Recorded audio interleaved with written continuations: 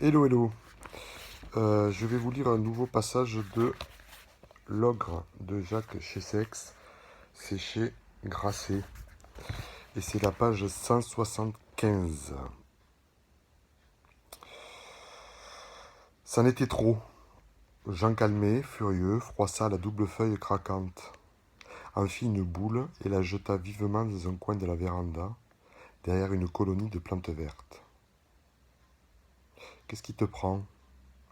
dit timidement Madame Calmet. « Il y a quelque chose qui t'a blessé ?»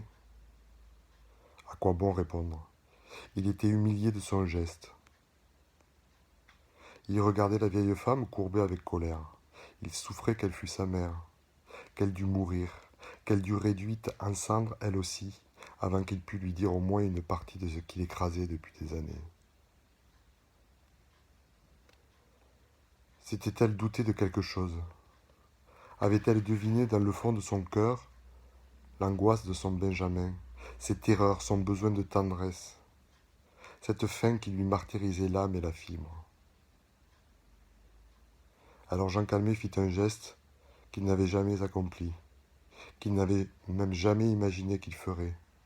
Il se leva, marcha vers sa mère, la souleva de son fauteuil et l'étreignit, la pressa contre lui, fluette, osseuse. Il serra dans ses bras ce petit être dérisoire qui ne se débattait pas, qui ne réagissait pas. Simplement, elle se laissait enlacer jusqu'à l'oppression. Elle soufflait plus fort. Jean Calmet pensa au halètement de Thérèse sous le couvre-lit d'or. « Toi aussi tu as été Ophélie, songeait-il en enlaçant le corps décharné. Toi aussi tu as enchanté, bercé, choyé. Tu étais Circé, Mélusine, tu étais Morgane, tu étais toutes les fées des contes et maintenant tes os saillent et les rides lacèrent ton visage. » Soudain Jean Calmet se souvint d'une pension à Corberrier, où il avait passé quelques semaines avec sa mère quand il était petit enfant. On se réunissait dans un salon bas et propre.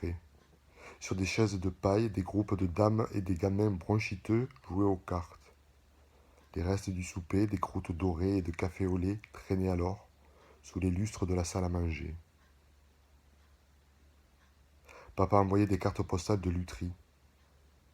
Le matin du 1er janvier, le patron avait fusillé de la chevrotine un chat sauvage dans la haie couverte de neige. Il l'avait visé longtemps. Jean Calmet avait 7 ans. Il ne pouvait détourner le fusil. L'animal touché à la gorge était tombé sur le sol. Floc. On l'avait ramassé dans le gravier gelé qui collait à la terre et on l'avait jeté dans une poubelle ouverte devant la pension. Jean Calmet toussait la nuit. Sa mère se relevait, le réchaud était éteint, elle lui donnait le reste du thé pectoral froid.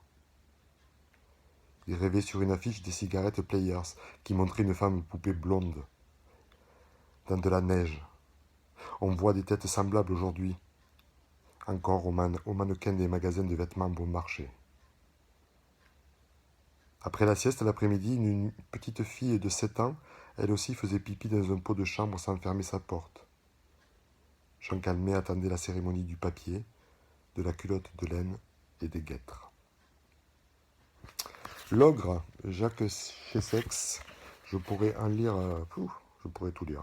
Voilà, c'est super. C'est super. Ciao.